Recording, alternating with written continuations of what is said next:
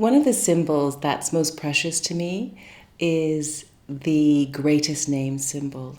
And the greatest name symbol is written in Arabic calligraphy, which is a very beautiful style of writing. And the symbol means two different things. It can mean a Baha'i greeting, which we sometimes use when we're talking to one another, which is just Allah Apa, which means hi. So instead of saying hello, when we're greeting other Baha'is, we say Allah Apa. But it also means the glory of glories. And when it's used in that way, it's referring to Baha'u'llah, who's the manifestation of God for this age. This symbol is especially precious to me, and I wear it as a pendant close to my heart to remind me of the commitment I made to try to follow Baha'u'llah's laws, which are to be a force of love and unity in the world, and to bring peace and harmony to situations wherever I can. You'll see this symbol on Baha'i buildings, temples of worship, local temples, and even in people's houses. And as I mentioned, you will also see it engraved on rings and on pendants, sometimes earrings. It's not a requirement for a Baha'i to wear this kind of jewelry. I think most people do it out of a symbol, as the symbol of their love for Baha'u'llah and dedication to bringing about a betterment of the world. So in the Baha'i faith, one of the main symbols is the 9-pointed star. And this symbolizes unity. And not only unity of like us as Baha'is, but unity of everyone. Unity of everyone in the world and all religions. And to kind of signify this, the Baha'i temples or houses of worship that are built all around the world, they're open to everyone. You don't have to be religious, you don't have to be a Baha'i to go in, which I think is really nice.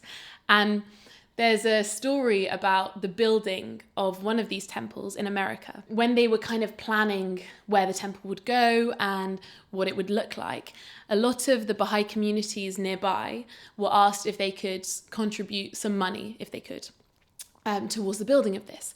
And there was one lady who lived in Chicago at the time who didn't really have much money at all, but she wanted to make a contribution. And so during her prayers, she thought she heard a voice saying, "Find a stone," telling her to find a stone. And she had nothing to lose, and so she thought, okay, I'm gonna look for a stone, and maybe that will be my contribution to this temple. And so she goes to this nearby construction site and asks if there are any stones that she could just take that weren't being used.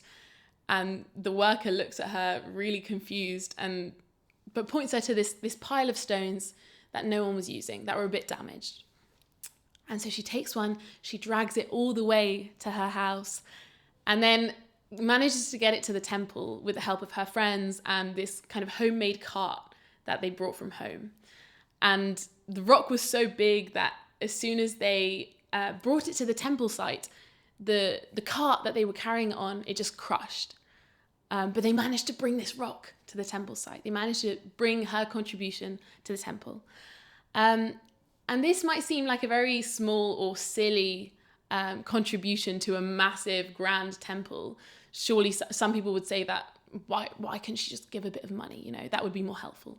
But this rock was actually used as one of the foundation blocks for the entire temple.